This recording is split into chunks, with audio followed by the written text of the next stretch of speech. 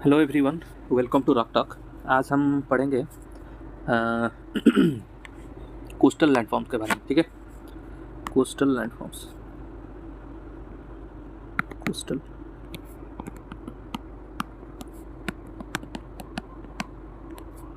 क्या है? Coastal landform, इससे पहले हमको ये जानना जरूरी है कि सी कोस्ट क्या होता है। सी कोस्ट ये हो गया सी, ये हो गया लैंड। ठीक है, इसका जो सेपरेशन मतलब मीटिंग एरिया है, जहाँ पे सी और लैंड मीट करते हैं, उसी को ही बोलते हैं क्या? सी कोस्ट। ठीक है, और ये जो सी कोस्ट है ये कितने तरह का है? ये 4 तरह का मेनली सी कोस्ट हमको देखने को मिलता है। स्टीप रॉकी क्लिप देखने को मिलता है, ब्रॉड लो बीचेस देखने को मिलता है, फिर स्मॉल लेज विथ हेडलैंड्स देखने को मिलता है, एंड सैंडी टाइडल फ्लैट्स देखने को मिलता है। ठीक है, ये 4 हो गए आपके तरीके, मतलब टाइप्स सी कोस्ट का। तो ये सब हम देखेंगे कि क्या क्या फीचर है, मतलब क्या क्या लैंडफॉर्म्स बनता है सी के वजह से, सी मतलब कोस्टल प्लेन्स में। तो अभी देख लेते हैं। हमको समझ में आ गया कि कोस्टल एरिया क्या होता है। जो मीटिंग प्लेस होता है सी और लैंड का, वो कोस्टल एरिया होता है। तो अभी शोर लाइन किसको बोलते हैं? जो लाइन एकदम होता है ना, शार्प डिफरेंस मतलब मीटिंग पॉइंट का होता है, उसी को भी बोलते हैं।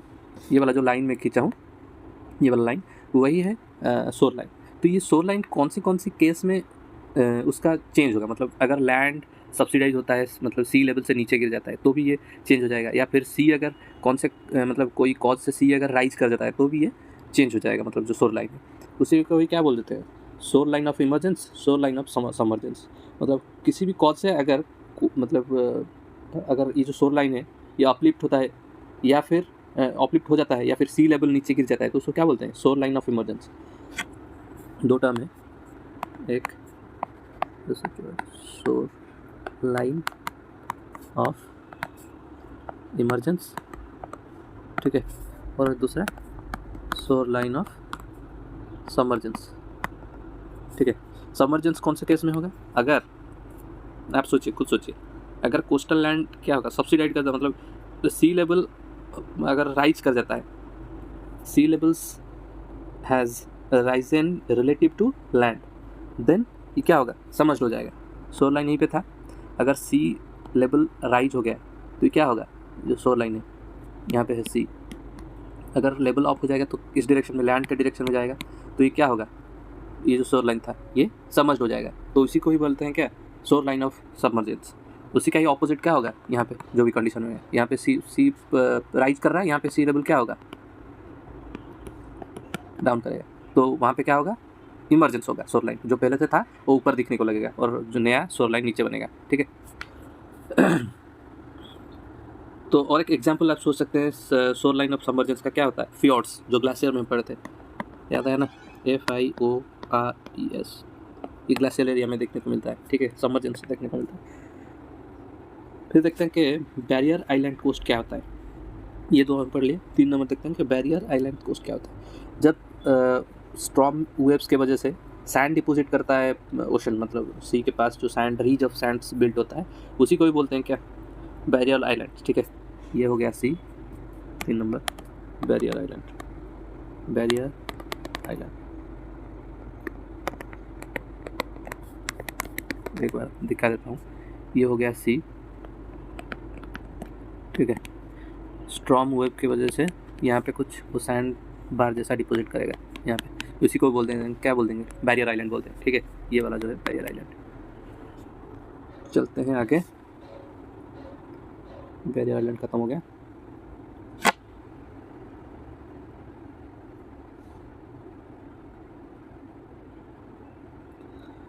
और ये जो बैरियर आइलैंड है उसके पीछे के एरिया में, मतलब ये हो गया लैंड पार्ट ना, आप समझ पा रहे हैं शायद। ये हो गया लैंड, ये हो गया लैंड, ये हो गया बैरियर आइलैंड।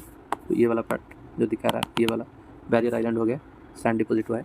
उसके आप सामने, मतलब ये वाला एरिया में, ये वाला एरिया में जो पानी होगा, इसको क्या बोल देंगे? लैगून बोल देंगे। ठीक है, ये जो एरिया होगा उसको लैगून बोलेंगे।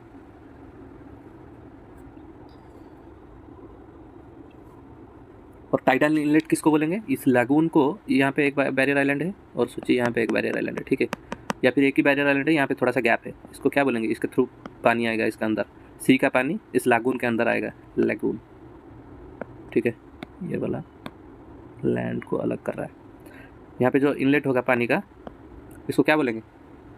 टाइडल इनलेट बोलेंगे, ठीक है, ये जो पास है उसको टाइडल इनलेट बोलेंगे। फिर चलते हैं डेल्टा कोस्ट की तरफ। डेल्टा क्या है? जब मतलब मराइन में हम पढ़े थे, सॉरी रिवर में हम पढ़े थे कि रिवर जब अंदर घुसता है, समुद्र के अंदर जाके डिपोजिट करता है, तो उसको ये क्या बनाता है? डेल्टा बनाता है, ठीक है। समुद्र के अंदर जो डिपोजिट करता है वो सब डेल्टा बनते हैं। तो वही वाला देखते हैं कि यहाँ पे समुद्र के अंदर जाके वो बहुत सारा मतलब डिफरेंट डिफरेंट वैरायटी का शेप भी बनाएगा। डेल्टा एकदम कोनिकल शेप में नहीं बनाएगा, डिफरेंट डिफरेंट शेप भी बना सकता है, ठीक है। और हाँ, पानी के अंदर जब वो जाएगा ना चैनल, तो समुद्र के अंदर, तो एक बात आपको याद करना है कि बहुत सारा डिस्ट्रीब्यूटराइज बनाएगा। यहाँ पे आके इसके अंदर ऐसे डिपॉजिट करता है ना, तो ये एकदम से एक ही पानी का फ्लो नहीं आएगा। यहाँ से जाएगा, यहाँ से इसके बीच में यहाँ भी होगा डिपोजिशन, यहाँ भी होगा। तो ब्रेडेड जैसे ब्रेडेड चैनल दिखता है ना, तो पानी के अंदर है वैसा वाला चीज़ हमको देखने को मिलेगा सी के अंदर, ठीक है, डेल्टा डिपोजिट में।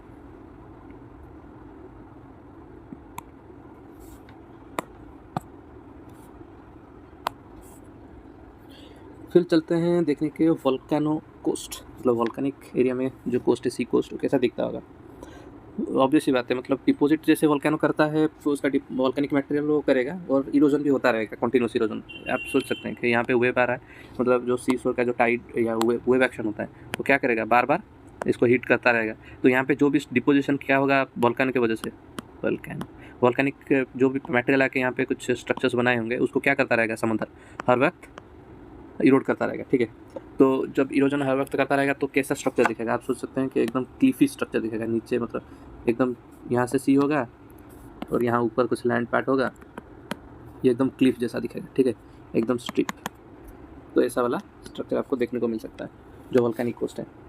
फिर देखते हैं कोरल रिफ्स, मतलब कोरल रिफ के पास जो कोस्ट होता है। कोरल रिफ क्या होता है? जो कोरल या फिर एल्गी जो सिक्रेट करते हैं, उनका मतलब सिक्रेटेड बाय कोरल नेट्स उसको बोलते हैं, ठीक है, कोरल नेट्स। ये जो कोरल नेट्स है, ये सब सीक्रेट करते हैं क्या, कोरल और एल्गी, ये सब शोर लाइन के पास आपको देखने को मिलेंगे एक्यूमुलेट होकर, एकदम हार्ड रॉक की तरह फील करेंगे। आप अगर कभी गोवा गए होंगे तो आसपीम बीच की तरफ आप लोग देखे होंगे कि ये वो रॉक नहीं होता है, सीमेंट की तरह दिखता है, वो कोरल स्ट्रिप्स होते हैं, ठीक है। वो हार्ड पार्ट से बनते हैं कोरल का। कोरल कहाँ पे आपको देखने को मिलेगा? ट्रॉपिकल और इक्वेटोरियल रीजन में, मतलब तो इसी कंडीशन में, जो कंडीशन है वार्म कंडीशन, क्लियर वाटर होना चाहिए, और क्या होता है, मतलब गुड कंडीशन में, मतलब एरिनेशन होता है, ऑक्सीजनेटेड एनवायरनमेंट में वो आपको देखने को मिलता है, ठीक है, कोरल रीफ्स। फिर एक इंपॉर्टेंट डायग्राम में बना देता हूँ, फिर आपको बताऊंगा कि मतलब उसका पार्ट क्या क्या है। समुद्र के अंदर तक हम देखेंगे, डेप्थ जोन ऑफ सी, कैसे कैसे ऊपर को क्या क्या बोलते हैं, नीचे के अंदर किसको क्या क्या बोलते हैं। अभी एक डायग्राम बना देता हूँ, फिर आपको बताता हूँ।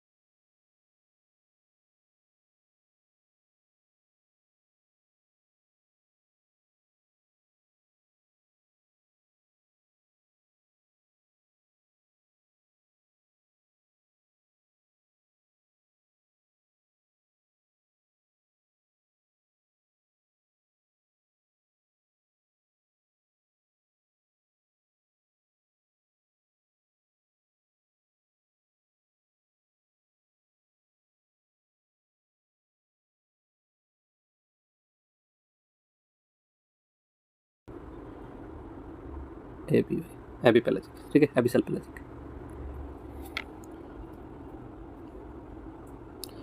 शायद सभी जोन में दिखा दिया, और कुछ इम्पोर्टेंट होगा तो मैं दिखाता हूँ, 1 मिनट रुकिए। कुछ इंपॉर्टेंट पॉइंट्स आपको बताऊंगा, उसको थोड़ा नोट कर दीजिए, या फिर कहीं पे हो तो लिख लीजिए, या फिर याद कर दीजिए। ये लिटरल जोन जो होता है ना, उसको शोर जोन भी बोलते हैं। और इसी के एरिया में आपको क्या देखने को मिलता है, टेरिटेरियस मतलब टेरिजिनस सेडिमेंट। टेरिजिनस मतलब क्या है, जो लैंड में मिलता है, ठीक है, टेरिजिनस सेडिमेंट आपको देखने को मिलता है। और कंटिनेंटल शेल्फ जो 200 मीटर तक ही होता है। उस वर्ल्ड का 20% जो भी ऑयल एंड गैस प्रोडक्शन होता है ना, वही कॉन्टिनेंटल शेल्फ से ही होता है, ठीक है।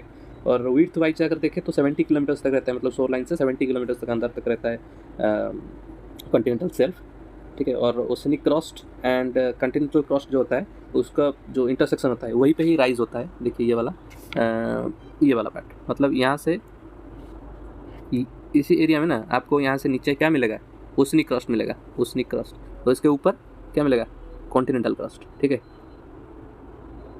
ये जो कॉन्टिनेंटल राइज है उसके नीचे और ऊपर। फिर चलते हैं, और कुछ इंपॉर्टेंट है तो देखता हूँ, 1 मिनट।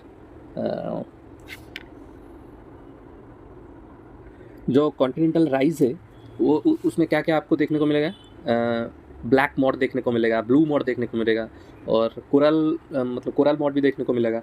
और एबिसल प्लेन जो है ना, वो डीप सी जोन में देखने को मिलता है, ठीक है। 1000 मीटर से नीचे, मतलब 1 किलोमीटर जो डेप्थ है ओशन का, उसके नीचे आपको देखने को मिलेगा एबिसल प्लेन। तो वो फ्लोर होता है, zone of deep sea floor भी उसको बोलते हैं। वेरी फाइन सेडिमेंट्स आपको वहाँ पे देखने को मिलेगा, ठीक है। इनऑर्गेनिक एंड ऑर्गेनिक दोनों तरह का फाइन सेडिमेंट आपको देखने को मिलेगा, उसको ऊज भी बोलते हैं, ठीक है। वो मतलब एबिसल प्लेन में आपको क्या जो देखने को मिलता है, जो फाइन सेडिमेंट देखने को मिलता है, उसको क्या बोलते हैं, ऊज। लिख देता हूँ मैं, OOZE, ऊज, ठीक है। और एक बात भी आपको बताना था कि टाइड और वेव में डिफरेंस क्या है। ये शायद मैक्सिमम लोगों को पता होगा, टाइड और वेव। वेव जो होता है ना, वो कंटिन्यूस चलता है, और यही कॉज है जो भी आपको कोस्टल डिफॉर्मेशन देखने को मिलता है, वेव, ठीक है। ये वाला कॉज करता है, ये विंड की वजह से होता है, प्रेशर डिफरेंस की वजह से ये वेव्स देखने को मिलता है, ठीक है। टेम्परेचर, प्रेशर, विंड के कारण ये सब देखने को मिलता है, वेव्स वगैरह। लेकिन जो टाइड है ना, उसका कॉज क्या है, उसका कॉज है मून, अर्थ एंड सन, इसका रिलेटिव पोजीशन। मून की वजह से भी होता है, मैक्सिमम मून की वजह से मैक्सिमम इफेक्ट आपको देखने को मिलता है। और टाइड कैसे होता है ना, long period waves that move through the ocean in response to the force exerted by moon and sun. Tide rise and fall with the rising moon in interval of 24 hours 50 minutes. मतलब हर 24 घंटा 50 minute में मतलब क्या होता है, आपको Tide का इफेक्ट देखने को मिलता है जब बल्ज आउट होता है। मतलब ये हो गया अर्थ, एक बार अच्छे से डायग्राम कर देता हूँ, देख लीजिए।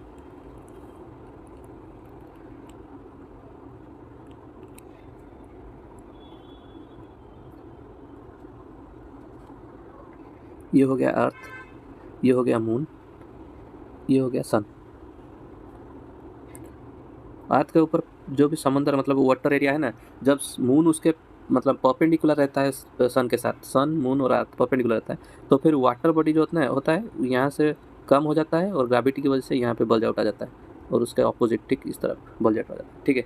तो यही जो बल्जिंग आउट होता है, यही इफेक्ट करता है टाइड के लिए।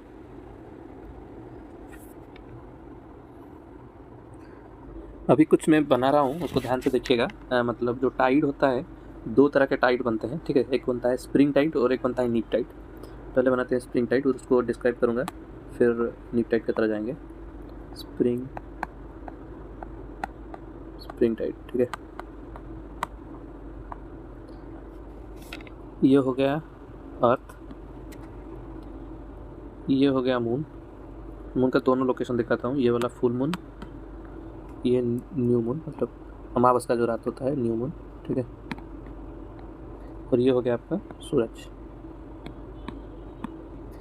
तो अर्थ के ऊपर मून के वजह से भी ग्रेविटी आएगा, और सन के वजह से भी आएगा। तो मून के वजह से जो ग्रेविटी आएगा, कैसा आएगा, देखिए ऐसा वाला, ठीक है, जो डॉटेड में दिखाए हैं। और सन के वजह से वही सेम और खींचेगा, मतलब डायरेक्शन एक ही होगा, ठीक है। एक ही डायरेक्शन में दोनों तरफ खिंचाव हो रहा है। तो एक बार अच्छे से मैं ड्राइंग बनाता हूँ, ड्राइंग में थोड़ा खराब हूँ, एक्सक्यूज़ मी मुझे। हाँ, अभी देखिए जो लूनर टाइड है वो ग्रीन वाला है, ठीक है, और जो जो लूनर टाइड है वो रेड वाला है, और जो ग्रीन वाला है वो क्या सोलर टाइड है। मतलब सन दूर है ना मून से, तो उसके वजह से जो इफेक्ट पड़ रहा है वो ग्रीन, मतलब थोड़ा सा ही खिंचाव आ रहा है, तो इसलिए जो भी वाटर का बल्ज आउट हो रहा है वो ग्रीन में दिखाएं, ठीक है। और मून के वजह से वही सेम डायरेक्शन में वो जो ग्रीन वाला सरफेस है वो क्या हो जाता है, मतलब और ऊपर खिंच जाता है, तो वो रेड वाला बन जाता है जो मून के वजह से खिंचाव है, ठीक है। इसमें ये क्या क्या होता है, मतलब पुल what pulls that ocean, मतलब sun and moon both pulls ocean surface in same direction, and what is the cause, मतलब ये क्या कॉज करेगा, ये हायर हाई टाइड्स बनाएगा।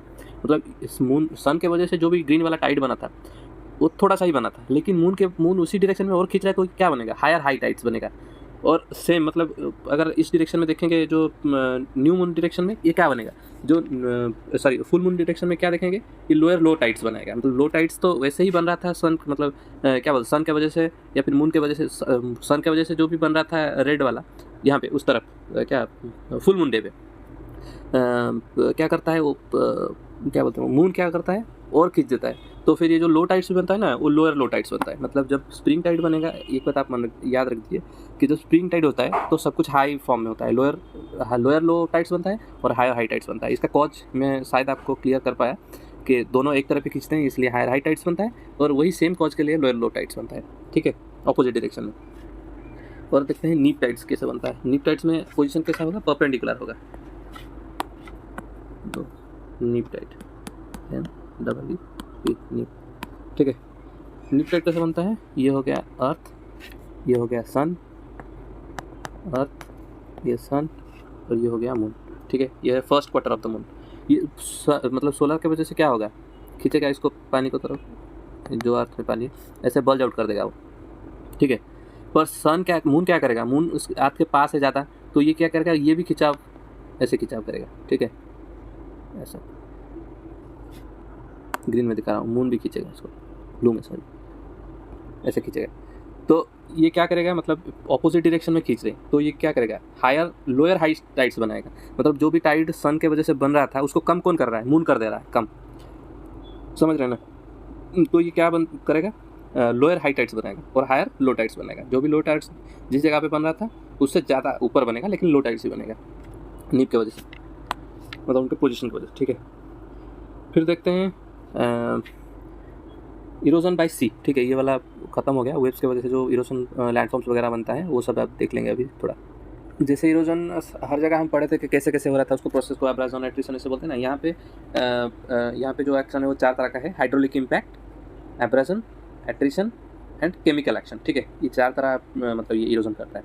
जो हाइड्रोलिक इम्पैक्ट है वो क्या है कि वेव्स की वजह से जो भी स्ट्रक्चर था, जो भी छोटा छोटा फ्रैक्चर होगा उसको बड़ा कर देगा, वो हाइड्रोलिक डायरेक्ट इम्पैक्ट पड़ता है वेव्स की वजह से, उसको हाइड्रोलिक इम्पैक्ट बोलते हैं।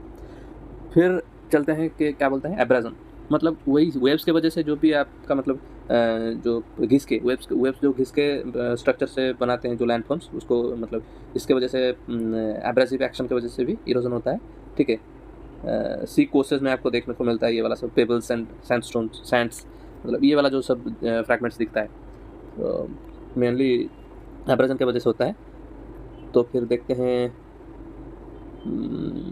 कोराजन अल्ट्रेशन भी बोलते हैं उसको, ठीक है, एब्रेजन में। फिर देखते हैं attrition, mutual collision between pebbles, sands, cobbles, ठीक है, जो भी समंदर के अंदर जो पार्टिकल्स होते हैं कोस्ट में, वो अंदर अपने आप में टूट के जो बनते हैं उसको बोलते हैं एट्रिशन। तो सेम ही है मराइन जैसे। फिर केमिकल एक्शन, सॉल्यूशन की वजह से लाइमस्टोन, डोलोमाइट, ठीक है, ये सब बनता है। फिर इरोजनल फीचर्स देखेंगे कि हम क्या इरोजन कैसे होता है देख ली, फिर ओरिजिनल फीचर्स देखेंगे। 3 इरोजनल फीचर्स देखिए। फिर पहले होता है वेब कट क्लिफ, फिर होता है वेब कट बीच, फिर सी आर्क्स एंड सी स्टैक्स, ये सब देखने को मिलेगा, स्टम्प्स। तो एक एक करके हम देखते हैं जो इरोजनल फीचर्स है। वेब कट क्लिफ क्या होता है, जो मतलब ऐसे वाला स्ट्रक्चर होता है जो हाईलैंड में बनता है, फ्योर्ड्स के पास क्लिफ जैसा बनता है। यहाँ पे सी हो गया, इसके वेब एक्शन की वजह से यहाँ पे जो इरोजन होता है और एकदम स्टिफ क्लिफ की तरह बनता है, उसी को ही बोल देते हैं वेब कट क्लिफ, ठीक है। वेब कट बीच क्या होता है, बीच के पास अगर मतलब यही वाला स्ट्रक्चर देखने को मिलता है, वेब कट बीच बोल देते हैं, ठीक है। ये दोनों कुछ इंपॉर्टेंट नहीं है। फिर देखते हैं sea arches and sea stacks. Sea waves directly मतलब डिस्ट्रॉय द सॉफ्टवेयर रॉक्स, ठीक है। अगर यही वाला क्लिप आप सोचें, क्लिप में अगर डिफरेंट रॉक टाइप होगा, मतलब कुछ हार्ड रॉक होगा, ये वाला हार्ड रॉक होगा, और ये वाला सॉफ्ट रॉक होगा। तो ये क्या करेगा, जो नीचे वाला सॉफ्ट रॉक है उसको इरोड कर देगा, ठीक है। ये सोचो कि ब्लैक में जो मार्क किया हूँ ये वाला सॉफ्ट रॉक है, तो सी क्या करेगा, ऊपर के पार्ट को इरोड नहीं कर पाएगा लेकिन नीचे के पार्ट को इरोड कर देगा। तो कुछ रॉक का स्ट्रक्चर कैसे दिखेगा, ऐसे, ये लैंड और ये वाला सी, ठीक है। इसको खा जाएगा, ये वाला पार्ट अंदर से घुस के खा जाएगा, इरोड कर देगा। तो ये जो आर्क जैसा स्ट्रक्चर बनेगा ना ऊपर, उसी को ही बोल देते हैं सी आर्क। और सी आर्क अगर ये ज़्यादा बनता है, मतलब जब ये इरोजन करते करते करते करते ऐसा हो जाएगा कि सिर्फ मतलब एक बड़ा टुकड़ा रहेगा और यहाँ पे बने, मतलब ये कम्प्लीटली सी एरिया होगा और सी एरिया के बीच में एक स्टम्प जैसा निकला होगा, तो उसको क्या बोल देते हैं, स्टैक बोल देते हैं, ठीक है। और बाकी सब इरोजन कर चुका है, बस यही हार्ड पार्ट है, रेड में दिखा देता हूँ, बस यही हार्ड पार्ट है इसलिए ये इरोड नहीं हुआ है, बाकी सब इरोडन हो गए हैं, तो इसको क्या बोलेंगे, स्टैक बोलते हैं। अगर यही वाला सेम चीज़ छोटा साइज में दिखेगा, इससे छोटा साइज में यहाँ पे दिखेगा, तो इसको स्टम्प बोल देंगे, ठीक है। फिर चलते हैं ट्रांसपोर्टेशन बाय सी। ये हो गया सी, दिखा देते हैं,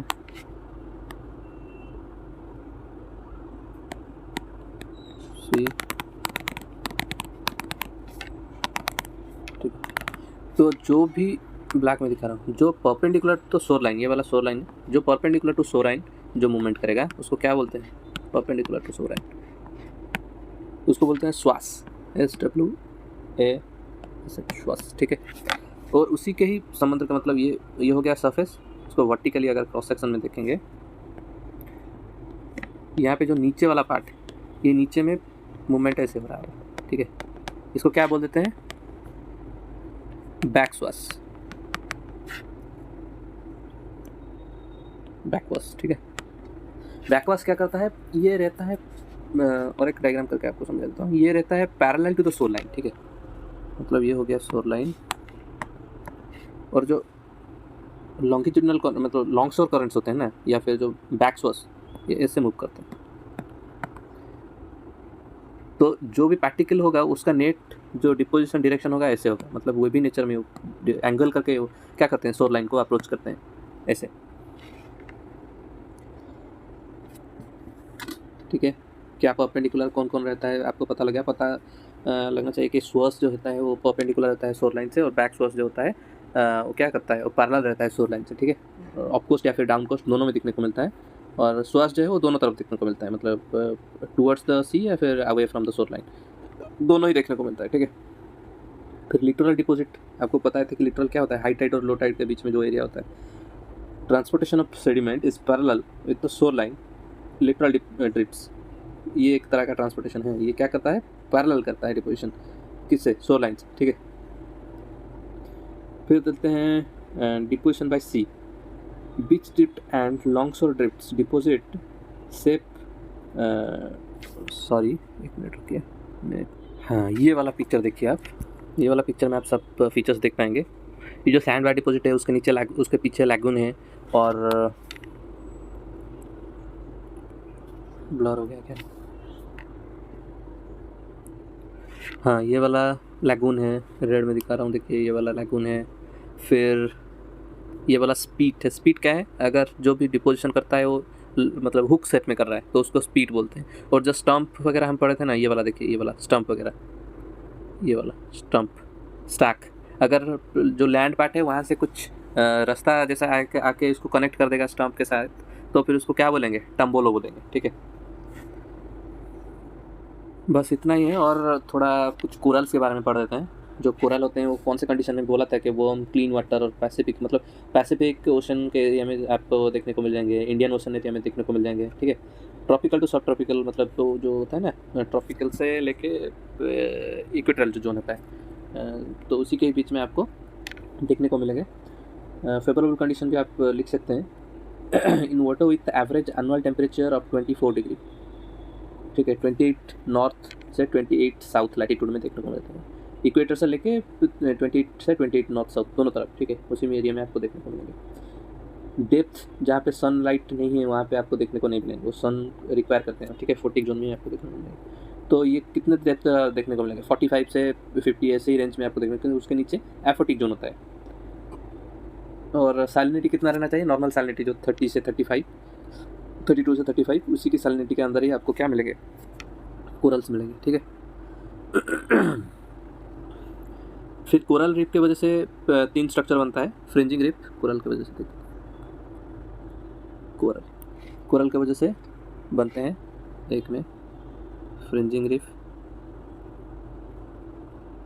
रीफ, दूसरा बैरियर रीफ, BARRI, ये है बैरियर रीफ, और 3 में एटोल, ठीक है। तो ये 3 डायग्राम से समझ लेते हैं, बस उसके बाद ख़त्म हो जाएगा।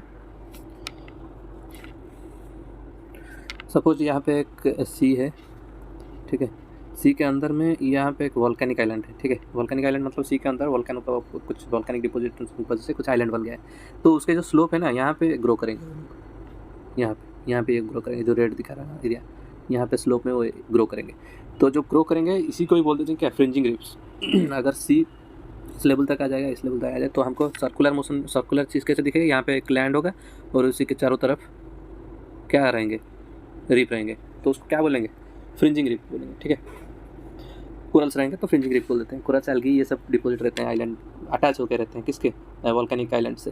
तो सी के अंदर ये वाला फीचर को क्या बोल देते हैं, फ्रिंजिंग रीफ। फिर बैरियर रीफ क्या होता है, मतलब built away from the mainland. ये रीफ बनेंगे, लेकिन यहाँ पे क्या हो रहा था फ्रिंजिंग रीफ में, ये अटैच हो रहा था वॉल्केनिक फीचर के साथ, वॉल्केनिक आइलैंड के साथ। यहाँ पे क्या होगा, ये वाला रहेगा ना, उसके चारों तरफ ये बनेंगे, उससे अटैच नहीं होंगे, इसके चारों तरफ बनेंगे, जो मेन लैंड है उसके चारों तरफ। तो enclose a lagoon but mainland and themself, मतलब ये क्या करेंगे, इसके बीच में पानी रहेगा, मतलब अच्छे से कर देता हूँ,